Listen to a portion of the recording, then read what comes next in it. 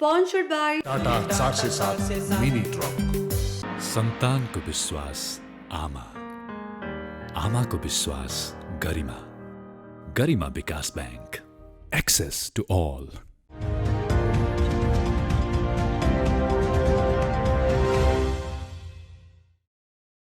दर्शकवृन्द नमस्कार। आज पनि हामी कर्णाली प्रदेशका 5 मेयरज्यूहरूसँग छलफल गर्दैछौँ। विशेष गरी कर्णाली प्रदेशका मेयर साहबहरूले कस्तो बजेट ल्याउँदै हुनुहुन्छ, हाम्रो चासोको विषय पनि छ, समग्र सबैको चासोको विषय पनि छ। म आजको छलफल सुरु गर्न चाहे म छेडाघाट नगरपालिकाका मेयर साहबबाट आजको छलफल सुरु गर्न चाहे। मेयर साहब, तपाईहरु बजेटको तयारी गर्दै हुनुहुन्छ, यो अवस्थामा अहिले तपाईहरुको प्राथमिकतामा के विषय छन्? धेरै खालका अपेक्षाहरू छन् जनताका, तैपनि यति बेला तपाईहरुले यो बजेट बनाउँदै गर्दा प्राथमिकता क्रममा राखेका कुराहरू के हुन्, आम जनतालाई जानकारी गराइदिनुस् मेयर साहब। अब यो आर्थिक वर्षको समाप्ति को चरणमा छ र नयाँ आर्थिक वर्षको तयारी गर्ने बेला छ। यो बेलामा हामी बजेटको व्यवस्थापन कसरी गर्ने भन्ने विषयमा छलफलमै जुटिरहेका छौँ र विशेष गरी यो विशेष अवस्था हामीले भोगिरहेका छौँ, यसलाई चाहिँ सामना गरिरहेका छौँ। यही चुनौतीको पृष्ठभूमिमा नै बजेटको व्यवस्थापन गर्ने योजना बनाइरहेका छौँ र दोस्रो प्राथमिकताको कुरातिर जाँदैछु म।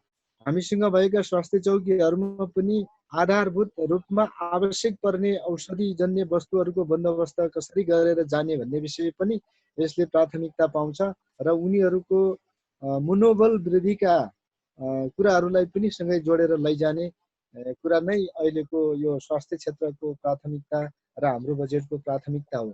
दोस्रो चरणमा हामीले कृषिलाई प्राथमिकता दिने कुरा गरिरहेका छौँ। अहिले उत्पादनका क्षेत्रहरू व्यवस्थित गरेर आफ्नो आय आर्जनमा हाम्रा नागरिकहरूको व्यवस्थापन कसरी गर्न सकिन्छ, उनीहरूलाई जिउने तरिकाहरू त्यो ढङ्गले निर्माण कसरी गर्न सकिन्छ। अहिले हामीसँग झन्डै 900 नागरिकहरू भर्खर मात्रै इन्डियाबाट भित्रिएका छन्। अझै 1600-1700 नागरिकहरू आउन बाँकी छ। यो सबैको एउटा आँकडा तयार गरेर उनीहरूले स्वरोजगार कसरी निर्माण गर्न सक्छन् भन्ने कुरालाई प्राथमिकतामा राखेका छौँ। तेस्रो प्राथमिकतामा सामाजिक सुधारका क्षेत्रहरू, सामाजिक विकासका क्षेत्रहरू, अब विद्यालयहरू जो अहिले क्वारेन्टाइन, तिनै विद्यालयहरूको अलिअलि भौतिक पूर्वाधारहरू भएको हुनाले मात्रै हामीले क्वारेन्टाइन निर्माण गर्न सम्भव भएको छ। अब उनीहरूलाई अझै मजबुत कसरी बनाउने, सबल कसरी बनाउने, व्यवस्थित कसरी बनाउने, यी खालको कुरातिर पनि हामी जान्छौँ र सँगसँगै बालबालिकाहरूको दैनिक जसो पठन पाठनका प्रक्रियाहरूको व्यवस्थापन कसरी गर्ने भन्ने कुरालाई हामीले प्राथमिकतामा राखेका छौँ। अहिलेको पहिलो प्राथमिकता आर्थिक वर्ष 77-78 को बजेट स्वास्थ्यतर्फ अलि बढी पहिलो प्राथमिकता छ र हामी त्यो त्यसमा जान्छौँ र त्यसपछि हाम्रा नागरिकहरू जसरी विदेशबाट अहिले भन्नाले जिल्लामा अथवा स्थानीय तहमा भित्रिरहेको अवस्था छ र हामीले चाहिँ गाउँमा 2 पैसा नजाने रोजगारमूलक बजेट हामीले नल्याउने, कृषिमुखी बजेट हामीले नल्याउने, उत्पादनका क्षेत्रमा हामी जोड दिन सकेनौँ भने अर्को समस्या हुने देखिएको छ। विशेष गरिकन स्वास्थ्यपछि कृषि उत्पादनका क्षेत्रमा युवाहरूलाई कसरी जोड्न सकिन्छ, विदेशबाट आएका नागरिकहरूलाई उत्पादनको क्षेत्रमा जोडिकन रोजगारमूलक कार्यक्रमहरू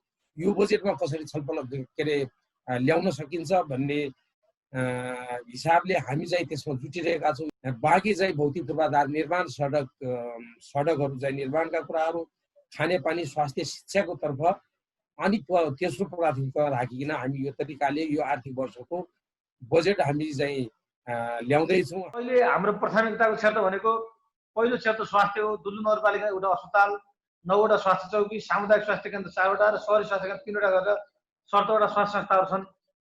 सँगै अहिलेको यो कोरोना लगायत विभिन्न रोगका हिसाबले अबको बजेटमा यो स्वास्थ्य क्षेत्रको स्तरोन्नति गर्ने, हामीसँग 15 बेडको दुल्लु अस्पताललाई 50 बेडमा 1 वर्षमा स्तरोन्नति गर्ने र अर्को वर्ष 100 बेड पुर्याएर यसलाई विश्वकै सेवा दिने भन्ने अहिलेको सिकाइले के देखियो भन्दा आफ्ना नागरिकको सुरक्षा आफैले गर्नुपर्छ भन्ने खालको सिकाइ हो।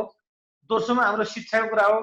सँगै कृषि तथा वन विज्ञान विश्वविद्यालयको आङ्गिक कलेजको रूपमा रहेको प्राकृतिक स्रोत व्यवस्थापन कलेज दुल्लु, जो रामपुरको आङ्गिक कलेज हो BSAG, त्यसलाई यही शैक्षिक सत्रदेखि यही चाहिँ आर्थिक वर्षदेखि त्यसलाई सञ्चालन ल्याउने गरी पूर्वाधार निर्माण काम भएको छ भने अर्को माध्यमिक शिक्षा अन्तर्गतको 9-12 यदि चलिरहेको विजय माध्यमिक विद्यालयको पनि स्तरोन्नति र भौतिक संरचनाको लागि हामीले सोचिरहेका छौँ भने त्यसपछि तेस्रो प्राथमिकतामा दुल्लु नगरपालिकाको रोजगारी रहेको छ। हामीले उहाँहरूलाई रोजगारमूलक शिक्षाका माध्यमद्वारा सर्ट टर्म तालिमको माध्यमद्वारा र आफ्नो गाउँको उत्पादन गाउँमै खपत गर्ने गरी रोजगारी दिने र चारौँमा हाम्रो नगरपालिकाले पूर्वाधारलाई प्राथमिकता दिएको छ किनभने पूर्वाधार सडक हो। हुन्छ, म दोस्रो चरणको छलफलमा जान चाहे। तपाईहरुले जुन अपेक्षा गर्नु भएको थियो त्यो खालको अवस्था त बनेन, किनभने यो कोरोना संक्रमणका कारणले धेरै खालका जटिलताहरू निम्ति तपाईहरुले गर्ने जुन प्रयत्न यो वर्ष विकासको एउटा एक खालको पूर्वाधारका हिसाबले अरु हिसाबले धेरै प्रयत्न गर्छु भन्ने आँट त गर्नुभएको थियो, तर यो कोरोनाका कारणले असाध्यै सङ्कट भयो र यो बीचमा आम जनताका अपेक्षाहरू पनि कता कता मर्दै गएका हुन् कि अब चाहिँ स्थानीय सरकारले गर्छु त भनेको छ तर गर्न सक्ला कि नसक्ला भन्ने एउटा आशंकाका बीच रहेका आम नगरवासीहरूलाई मेयर साहब के भन्नुहुन्छ, कसरी उत्साह दिन चाहनुहुन्छ?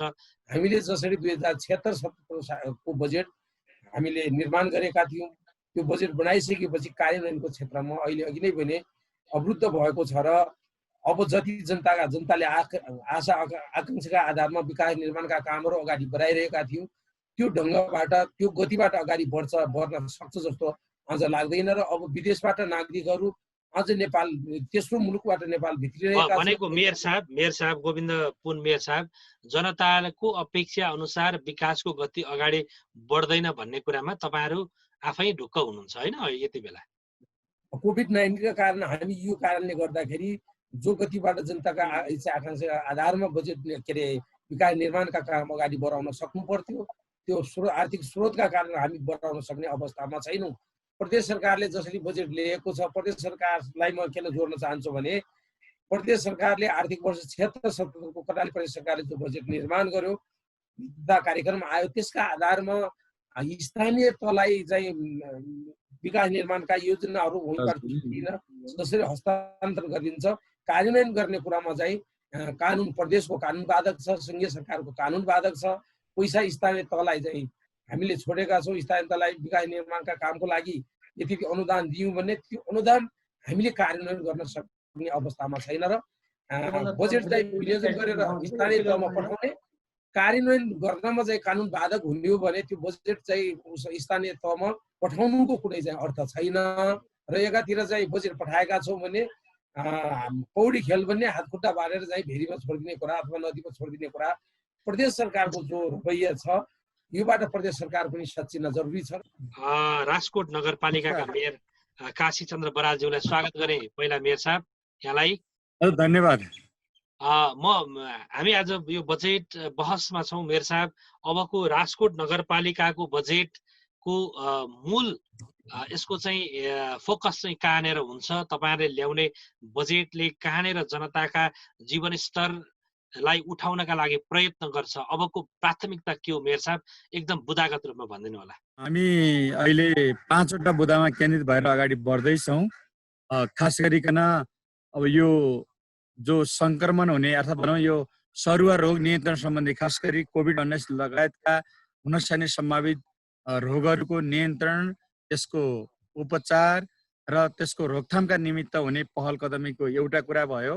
दोस्रो कुरा भनेको अब यो कोभिड-19 पछि एकदम जटिल भएर उब्जिएको विषय भनेको अब रोजगारी सिर्जनाको कुरा, अर्थात् गुमेको रोजगारीलाई हामीले कसरी व्यवस्थापन गर्न सक्छौँ भन्ने रोजगारी सिर्जनाको कुरा दोस्रो। तेस्रो कुरा खाद्य सुरक्षाको प्रश्न अहिले यो, र चौथो कुरा भनेको खास गरी अहिले हामीले यो अधुरा रूपमा रहेका योजनाहरूको व्यवस्थापन गर्ने कुरा। त्यसो भएर यी 4वटा कुराहरू सँगसँगै हामीले शिक्षा र स्वास्थ्यलाई यहाँ जोडेर खोजिराखेका छौँ। अहिलेको मेन विषय भनेको हामी यतातिर केन्द्रित भएर जान खोजिएको छ। मेयर साहब विशेष गरी अब यो कर्णालीमा यहाँ चर्चा पनि हुने गर्छ, अन्यत्र पनि चर्चा हुने गर्छ।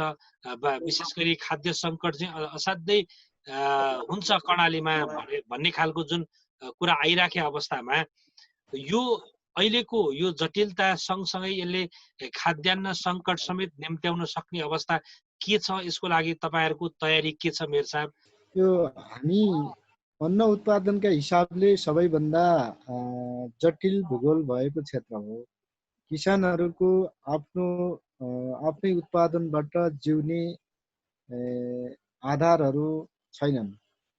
हाम्रोतिर झन्डै 4,000-4,200 घर परिवार भनेको 6 महिनासम्म बडो मुस्किलले जिउने परिवारहरू छन्। उनीहरूको खाद्य सुरक्षाको व्यवस्थापन गरिदिनुपर्ने हाम्रो दायित्व हो। यसका लागि नेपाल सरकारसँग नै हामीले गुहार्नुपर्छ। अब अहिले हामीले त्यही अवस्थाबाट मुक्त कसरी हुन सकिन्छ भन्ने हिसाब गरेर आत्मनिर्भर अर्थतन्त्रको विकास गर्ने गरी त्यसका आधार सिर्जना गर्ने उद्देश्यले कृषि क्षेत्रलाई प्राथमिकतामा राखेर अगाडि बढ्ने कुरा गरिरहेका छौँ। यसका लागि विशिष्ट बाली कार्यक्रम पनि व्यवस्थापन गर्ने, जग्गा सुधारको कुरालाई पनि व्यवस्थापन गर्ने र नयाँ प्रविधि हस्तान्तरणका कुरालाई पनि व्यवस्थापन गर्ने, यो त दीर्घकालीन योजनाका साथ अगाडि बढ्ने कुरा भएको छ। तत्कालीन हिसाबमा अब खाद्य व्यवस्थापनको कुरा लाई नै अगाडि बढाउने गरी वातावरण बनाइरहेको अवस्था छ र तत्काल राहत प्याकेजको कुराहरू र चाहिने निर्माणका क्षेत्रमा कामका लागि खाद्यान्नका विषयहरू यिनी कुराको व्यवस्थापन गरेर अगाडि बढ्ने र 3,000 घर परिवारहरू विशेष गरी 3 महिनासम्म खाना पुग्ने 1716 घर परिवारका लागि कामका लागि खाद्यान्नको प्रोग्राम सिर्जना गरेर अगाडि बढ्ने योजनाका साथ हामी लागिरहेका छौँ। अहिले सबैभन्दा पहिलो कुरा त नागरिकहरू आपद विपन्न छन् भन्ने लागेर दुल्लु नगरपालिकाको 15,000 नागरिक दुल्लु नगरपालिका बाहिर छन् र त्यो मध्ये 5,000 नागरिकहरू भारतमा राम्रो व्यवसाय गरेर बस्नु भएको छ। 10,000 नागरिकहरू भारतमा हुनुहुन्छ, जसमध्ये 3200 नागरिकहरूलाई हामीले विभिन्न सीमा नाकाबाट नगरपालिकाले भाडा हालेर नगरपालिकासम्म ल्याएर उहाँलाई क्वारेन्टाइन राखेर त्यो त्यसै गरेर 14 दिनपछि उहाँहरूको ऱ्यापिड टेस्ट गरेर अनि अहिले स्वाब कलेक्सन गरेर उहाँलाई छोड्ने र उपचार गर्ने काम गरेका छौँ र 27 जना नागरिकहरूले कोरोना जितेर गइसकेको अवस्था छ। अर्को पहिलो कुरा त हामीले नागरिकहरूको लागि के भइरहेछ भन्ने कुरा मुख्य हो र नागरिकले हामीप्रति चित्त बुझाएन भन्ने कुरा हो। त्यो हिसाबले गर्दा हामीसँग नगरपालिका हुँदै गर्दा पहिला हामीसँग एउटै ठाउँबाट सेवा दिएका थियौँ र अहिले नगरका 13 वडाबाट सेवा दिँदै गर्दा 11वटा वडा कार्यालयहरू बनिसकेका छन्। एउटा वडा कार्यालय बन्ने प्रक्रियामा छ र एउटा मात्रै वडा कार्यालय बन्न बाँकी छ। हामी आफ्नो देखिने घर दैलोको सरकार आफ्नै भौतिक संरचनाबाट सेवा दिइरहेको छ भने नगरपालिकाको 2 तला निर्माण भइसक्यो र 2 तलाको लागि टेन्डर आह्वान गरेर काम अगाडि बढेको छ र करिब 1000 घरधुरीमा प्रसङ्ग मिटर जोडेर 1000 घरधुरीमा खानेपानीको व्यवस्था भइसकेको छ भने ठुला 10वटा योजनाहरू सञ्चालित छन् र त्यो 1 वर्षभित्र पुरा हुने भएको हुनाले खानेपानीको सुविधा पाउँदैछन् नागरिकले। शिक्षाको गुणस्तरमा केही सकारात्मक प्रयास अगाडि बढेका छन् भने भारतबाट उद्धार गरेर ल्याएका 3250 जना नागरिकहरूलाई गाउँमै केही काममा लाउनुपर्छ भन्ने हिसाबले हामीले प्रदेशमै सबैभन्दा पहिला दुल्लु नगरपालिकाले यो चालु आएको पनि 95% खर्च विकास खर्च भइसकेको छ र त्यो ठेक्का प्रक्रियादेखि लिएर विभिन्न चरणमा गरेर हामीले करिब 95% विकास खर्च गर्छौँ। त्यसबाट पनि नागरिकहरूलाई के सन्तुष्ट छ भन्दा हाम्रो सरकार यो विपदमा पनि नागरिकको उपचार गर्दै विकास पनि सँगसँगै लिँदैछ भन्ने एउटा मेसेज जान्छ। अब बजेट अहिलेको अवस्था र परिस्थितिलाई मध्यनजर गरेर त्यही अनुसारले बजेट हामीले तय गर्दैछौँ। जस्तो अब कोरोना संक्रमितको अवस्था र कोरोनाले पारेको प्रभावले अब समाज अलि आक्रान्त छ। विदेशमा भारतमा कमाउन गएका मान्छेहरू फर्केर आइराख्नु भएको छ। उहाँहरूलाई व्यवस्थापन गर्ने र क्वारेन्टाइनमा राखेर अहिले घर पठाउने काम पनि भइरहेछ, जारी छ त्यो क्रम। र अब सबभन्दा पहिलो कुरो स्वास्थ्यलाई कसरी चाहिँ व्यवस्थापन गर्ने, स्वस्थ कसरी बन्ने भन्ने कुरामा अब सबै मेयर साहबहरूले राखिसक्नु भएको छ। हाम्रो त्योभन्दा अर्को अलग्गै छैन। स्वास्थ्यलाई नै पहिलो प्राथमिकता राखेर स्वास्थ्य कसरी चाहिँ स्वस्थ रहने भन्ने कुरामा त्यसरी योजना चाहिँ निर्माण गरेर अगाडि बढिँदैछ।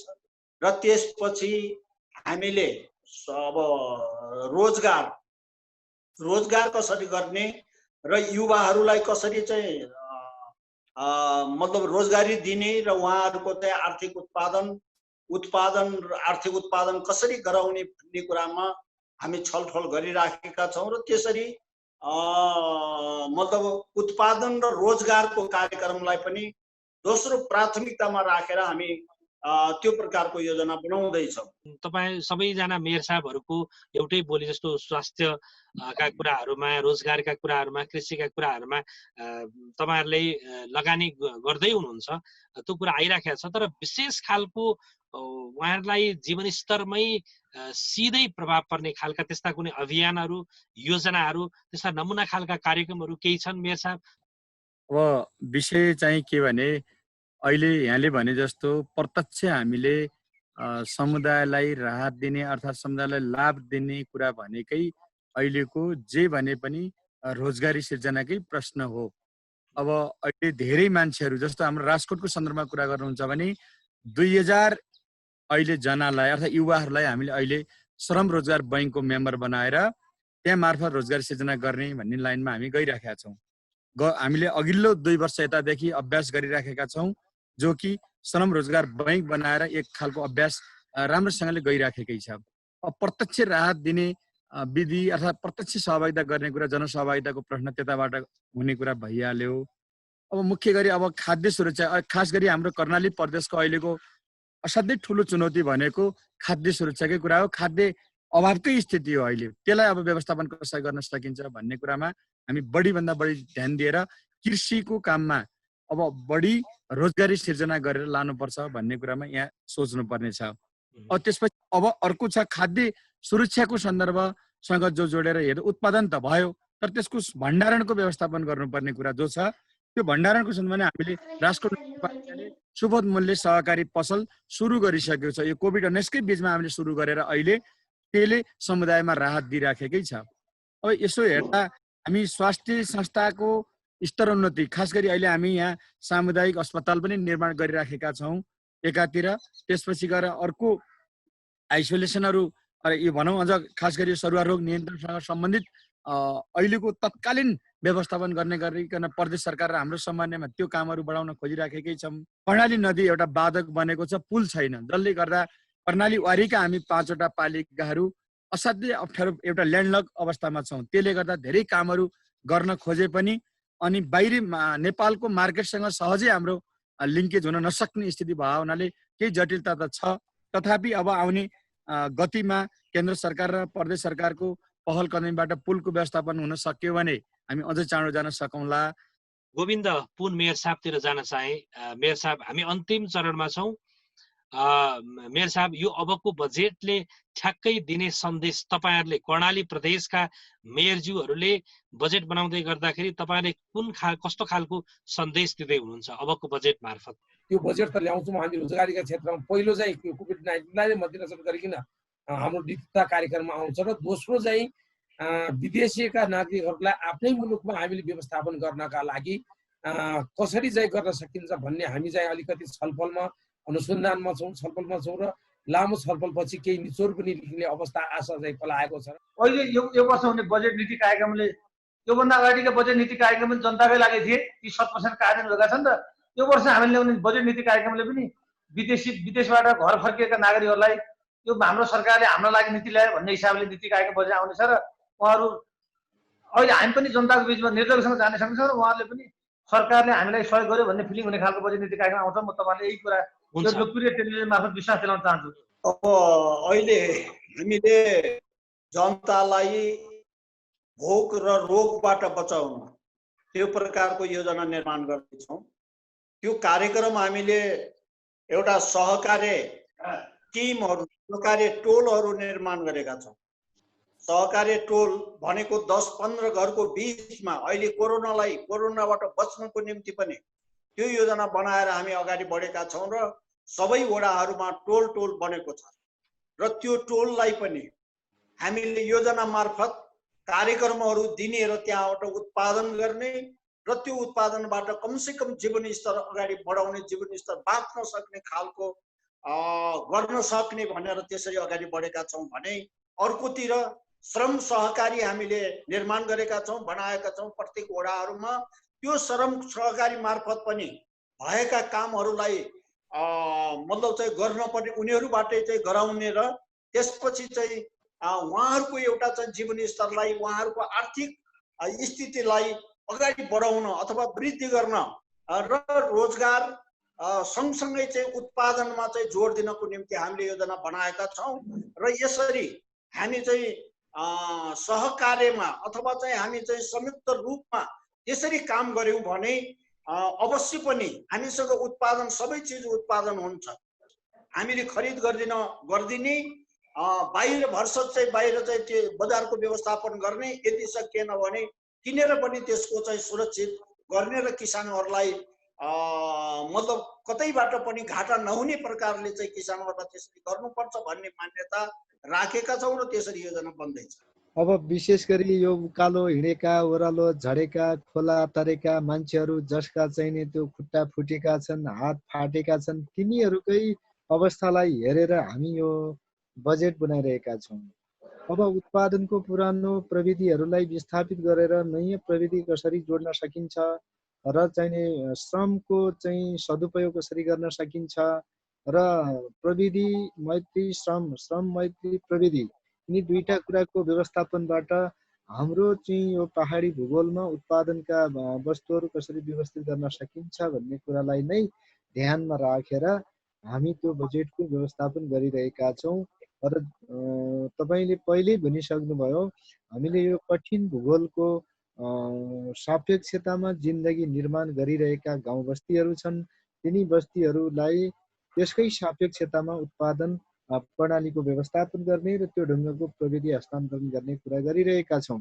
र यसबाट वास्तवमा नयाँ यो डेडिकेटेड जनताको डेडिकेटेड सरकारले हाम्रो लागि केही कुरा नयाँ ढङ्गले निर्माण गरिरहेको छ भन्ने खालको अनुभूति र त्यो सन्देश प्राप्त गर्ने गरी हामी चाहिँ अगाडि बढिरहेका छौँ। अहिले कोरोनाले ल्याएको सङ्कटलाई व्यवस्थापन गर्दै अझै पनि कोरोनाको सङ्कट सम्भावना अझै बाँकी छ भन्ने हिसाबले त्यतातिर बजेटिङ गर्दैछौँ। अब कोरोना नभइकन अर्को कुनै आइदिन पनि सक्छ, त्यति बेला हामीले के गर्ने भन्ने खालको कुरा हो। त्यसैले सरकारले मात्रै एउटा कल्पना गरिरहेको सोचिरहेको परिस्थितिबाट मात्रै अगाडि जान्छ भन्ने छैन। त्यति बेला जे खालको अवस्था सिर्जना हुन्छ त्यसलाई सामना गर्दै अगाडि बढ्ने मनस्थितिका साथ लाग्नुपर्छ। विशेष गरी भौतिक अब स्थिति, यहाँको भूगोलको अवस्था, खोला नालाको अवस्था, यो 12 महिना चाहिँ निर्बाध चल्ने परिस्थिति त्यस्तो भइदियो भने यहाँको जनताले ठुलै चाहिँ एउटा उहाँहरूका अपेक्षाहरू पुरा भएको मान्नेछन्। तर जनताका अपेक्षाहरू असीमित छन्, अनन्त छन्। र तिनीहरूको व्यवस्थापन क्रमशः एउटा सानो जिरोबाट चाहिँ हामी अगाडि बढ्दै गइरहेका छौँ। र त्यसो भएको हुनाले विशेष गरी शिक्षामा पनि जस्तै अहिले हामीले प्राविधिक धारका 2टा स्कुलहरू सञ्चालन गरिरहेका छौँ, कृषि र भौतिक निर्माणको, अथवा त्यसपछि गएर अर्को पशु क्षेत्रको पनि व्यवस्थापन गर्ने कुरा गरिरहेका छौँ र फरेस्ट्रीको वन विज्ञानसँग सम्बन्धित कुरा पनि अगाडि बढाउने कुरा गरिरहेका छौँ। धेरै धेरै धन्यवाद मेयर साहब। तपाईँहरूको हाम्रो राजकोटको मेयर साहब अन्तिममा आए पनि उहाँले असाध्यै आशावादी कुरा गर्नुभएको छ। मेयर साहबले पनि जनतालाई सरकारले केही गर्न सक्दो रहेछ है भन्ने खालको आवाज दिन्छु जुन भन्नुभएको छ, वास्तवमा धेरै ठुलो त्यसले अर्थ पनि राखेको छ तपाईँको त्यो लाइनले। हाम्रो मुसिकोटको मेयर साहब, त्यसै गरी दुल्लुका मेयर साहब, त्यसै गरी हाम्रो बनगाड कुपिन्डेका मेयर साहब, यहाँहरू सबैलाई यो महत्त्वपूर्ण समयका लागि म धेरै धेरै धन्यवाद दिन चाहन्छु। दर्शकवृन्द, आज हामीले कर्णाली प्रदेशका 5 मेयरज्यूहरूसँग छलफल गऱ्यौँ। वास्तवमै एकदम छोटो समयका कारणले हामीले धेरै कुरा उहाँहरूसँग गर्न पाएनौँ। धेरै योजनाहरू छन्, धेरै कार्यक्रमहरू छन् र कर्णालीवासीहरूको जीवन स्तरलाई केही हदसम्म माथि उठाउनका लागि स्थानीय सरकारले गर्दै आएका प्रयत्नहरू सराहनीय छन् र अबका प्रयत्नहरू पनि महत्त्वपूर्ण हुन्। हामी अपेक्षा गर्छौँ आम जनताले सरकार भएको अनुभूति त्यो महसुस गर्नुपर्छ, किनभने सिंहदरबार गाउँ गाउँमा पुगेको छ भनेर हामी भनिरहँदा त्यो गाउँमा सिंहदरबारको अनुभूति गराउने स्थानीय सरकारको प्रयत्न मजबुत होस् र यसका लागि सङ्घ र प्रदेश सरकारले अत्यावश्यक सेवा अत्यावश्यक सहयोग चाहिँ गरोस् हामी पनि कामना गर्छौँ र यो बजेट उत्कृष्ट होस् र यो उहाँहरूका लागि निकै चुनौतीपूर्ण बजेट पनि हो र यो बजेटले केही परिवर्तनको महसुस आम जनताले गर्ने नै छन् भन्ने अपेक्षा पनि गरेका छौँ। यो सँगै आजको यो विशेष श्रृङ्खला यति नै। हामी बजेट बहसमा छौँ। भोलि फेरि अर्को प्रदेशका 5 मेयरज्यूहरूसँग उहाँहरूका बजेटका प्राथमिकता त्यसका प्रभावहरूका विषयमा छलफल गर्ने नै छौँ। तबसम्मका लागि आजका 5 मेयरसँगै म सञ्चालक शिव अधिकारी आज्ञा माग्छु। नमस्कार।